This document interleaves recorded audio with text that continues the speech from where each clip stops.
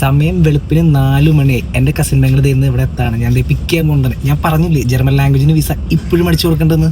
Trust me guys, എന്റെ പെങ്ങളെ ഇപ്പൊ ലാംഗ്വേജ് വിസയിൽ വിസയ്ക്ക് വെച്ച് ഒരു മാസം പോലും എടുത്തില്ല. അവർക്ക് വിസ കിട്ടിയിട്ട് 29 ജർമ്മനിക്ക് 30 ഇവിടെ എത്തും.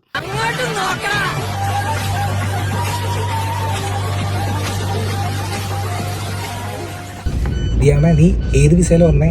എത്ര നാളോട് നിനക്ക് വിസ കിട്ടി? പാർട്ട് ടൈം ജോലി നിനക്ക് അലോട്ടാണ്? ഈ കാര്യങ്ങളൊന്ന് ജസ്റ്റ് ഒന്ന് പറഞ്ഞു.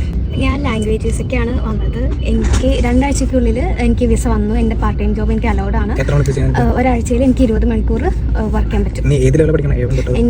എനിക്ക് A1 സർട്ടിഫിക്കറ്റ് ഉണ്ട്. അപ്പോൾ A2 തുടങ്ങി B2 വരെയാണ് ഇവിടെ ചെയ്യണം. ലാംഗ്വേജ് കോഴ്സിന് 6 മാസത്തേക്ക് വന്നേക്കുന്നത് 3.5 ലക്ഷം രൂപയാണ്. പിന്നെ ബ്ലോക്ക്ഡ് അക്കൗണ്ടിന് 6 കാണിച്ചാൽ മതി. പിന്നെ ഞാൻ കാണിച്ചേക്കുന്നത് 7 ലക്ഷമാണ്. അപ്പൊ ടോട്ടലി ഒരു 10 നമുക്ക് ഇഷ്ടം പോലെ നെഗറ്റീവ് കമന്റുകൾ വന്നിട്ടുണ്ടായിരുന്നു. 100% റിജക്ഷൻ ആണെന്ന് പറഞ്ഞത്. സത്യാവസ്ഥ എന്താന്ന് പറഞ്ഞാൽ ഇവർക്കൊന്നും ഒരു തേങ്ങ അറിഞ്ഞൂടാ.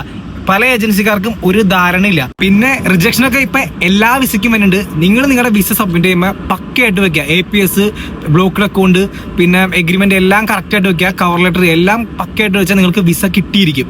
ഞാൻ വന്നൊരു ഏജൻസിയും ഇവള് വന്നൊരു ഏജൻസിയും നിങ്ങൾക്ക് ആ ഒരു ഏജൻസിയുടെ നമ്പർ വേണമെന്നുണ്ടെങ്കിൽ പലർക്കും ഞാൻ കഴിഞ്ഞ വീഡിയോയിൽ കുറേ ആൾക്കാർക്ക് ഷെയർ ചെയ്ത് കൊടുത്തിരുന്നു. നിങ്ങൾക്ക് താല്പര്യമുണ്ടെങ്കിൽ ജസ്റ്റ് ഏജൻസി എന്ന് ഒരു കമന്റ് ഇട്ടാൽ മതി. ഈ പ്രാവശ്യം ഞാൻ എല്ലാവർക്കും അയച്ചു തരും.